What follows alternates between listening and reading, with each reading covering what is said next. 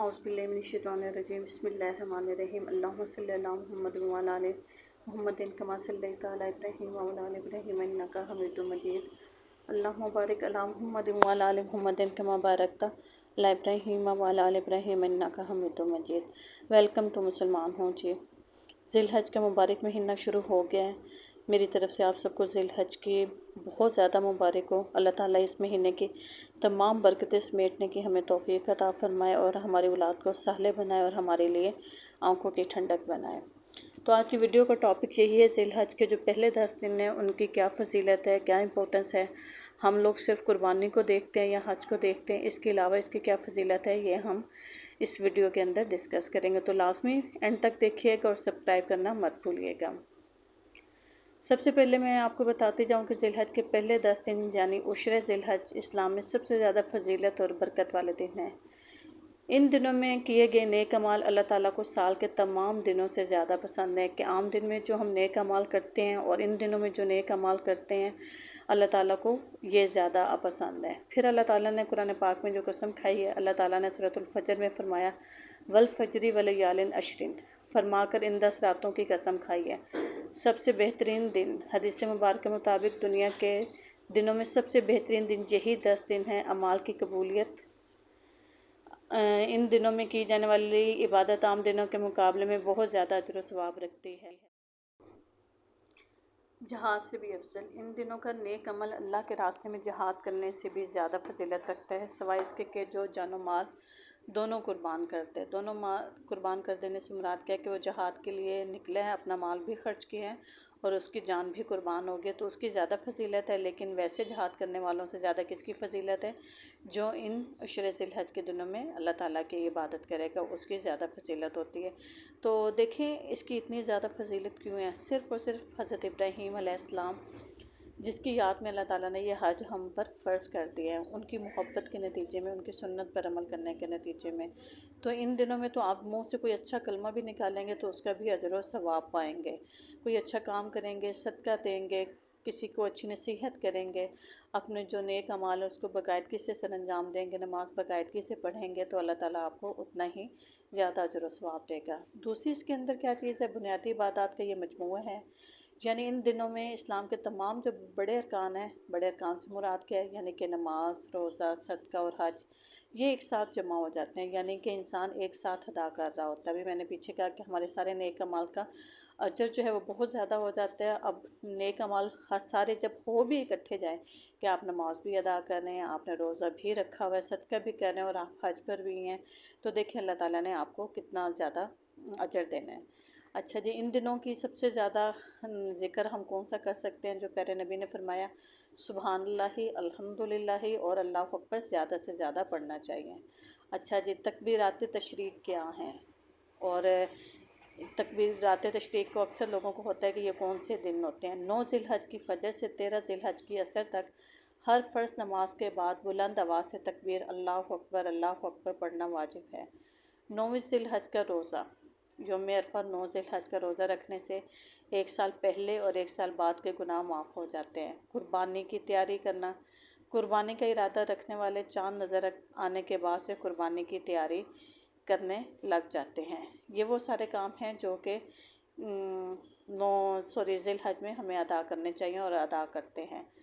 अच्छा जी, मैंने आपको बताया कि कुर्बानी की तैयारी, कुर्बानी का इरादा रखने वाले चाँद नज़र आने के बाद से कुर्बानी की तैयारी पे लग जाते हैं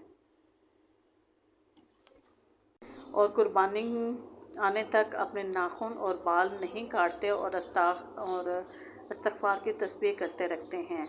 हज करने वाले भी और जिन्होंने कुर्बानी भी करनी होती है वो अपने नाखून और बाल नहीं काटते। जिस दिन कुर्बानी हो जाती है, ईद की नमाज़ पढ़ने के बाद कुर्बानी करते हैं और उसके बाद नाखून और बाल काटते हैं। इन दिनों ज़्यादा से ज़्यादा तौबा और इस्तग़फ़ार करनी चाहिए, अपने गुनाहों से माफ़ी मांगनी चाहिए और कसरत से नेक अमाल करने चाहिए और अपनी औलाद के लिए दुआ मांगनी चाहिए। वीडियो के एंड पर मैं आपको बताऊंगी कि पेरेंट्स में से किसको ज़्यादातर दुआ मांगनी चाहिए अपनी औलाद के लिए। ज़िलहज के मकबूल दिन और रातें, हर रात का क़याम शब कदर के बराबर। हज़रत अबू हुरैरा रज़ी अल्लाह ताला अन्हु बयान फरमाते हैं कि नबी करीम सल्लल्लाहु अलैहि वसल्लम ने इरशाद फरमाया, दिनों में से किसी दिन में भी बंदे का इबादत करना अल्लाह ताला को इतना महबूब नहीं जितना कि इशरे ज़िलहज में महबूब है। इशरे का हर दिन का रोज़ा साल भर के रोज़ों के बराबर है और इसकी हर का रात का जो क़याम है शब कदर के क़याम के बराबर है। ये हदीस जामिअल तिर्मिज़ी में बयान की गई है। ज़िलहज की 7, 8, 9 और 10 तारीख़ों को ख़ास औलाद के लिए दुआ मांगे, क्योंकि उन दिनों में हज़रत इब्राहीम अलैहिस्सलाम ने अपनी औलाद के लिए दुआ मांगी थी और वह दुआ कबूल हुई थी। औलाद के अच्छे नसीब, सेहत, तंदुरुस्ती, रिज़्क़ में बरकत और नेक काम की दुआ ज़रूर करनी चाहिए। हाँ जी, मैंने कहा था वीडियो के एंड पर बताऊँगी कि माँ बाप दोनों में से किसको ख़ास दुआ करनी चाहिए। बाप को ख़ास करके लिए अपनी औलाद के लिए दुआ मांगनी चाहिए कि अल्लाह ताला उनका नसीब अच्छा करें, उनको सीधे रास्ते पर चलने के लिए अल्लाह ताला उनकी मदद फरमाए और बुराई से और बुरे लोगों से बना दे उनको। हज वाले दिन ज़ोहर की नमाज से मगरिब तक दुआ की कबूलियत के लम्हात हैं। ये वो लम्हात हैं जिनमें अल्लाह ताला से हमें दुआ मांगनी चाहिए और हज़रत इब्राहीम ने जो दुआ मांगी अल्लाह ताला ने वो कबूल की, तो हमें भी ऐसी दुआएं अल्लाह ताला से मांगनी चाहिए। अय्याम तशरीक़ क्या है? अय्याम तशरीक़ में कौन सी दुआएं मांगनी चाहिए? तो 11, 12, 13 ज़िलहज में ये तकबीर तशरीक़ पढ़ना और हर फ़र्ज़ नमाज के बाद अल्लाह का ज़िक्र करना मसनून है। इसके लिए मखसूस तकबीर कौन सी है? वो ये है, अल्लाहु अकबर, ला इलाहा इल्लल्लाह, अल्लाहु अकबर वलिल्लाहिल हम्द। जिस वक्त नबी करीम सल्लल्लाहु अलैहि वसल्लम ज़िंदा थे तो तमाम सहाबा कराम हज के दिनों में यानी तशरीक़ के दिनों में ऊंची आवाज़ों में पढ़ते थे, एक गली से दूसरी गली, और पूरा जो मक्का और मदीना होता था इन आवाज़ों से गूंजता था।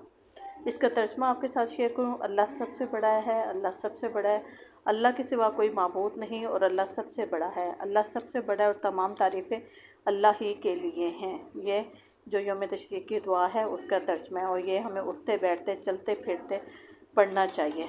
और इन दिनों में सबसे ज़्यादा पढ़ी जाने वाली मसनून दुआ रब्बना आतिना फिद दुनिया हसनतम व फिल आखिराति हसनतम व क़िना अज़ाबन नार है।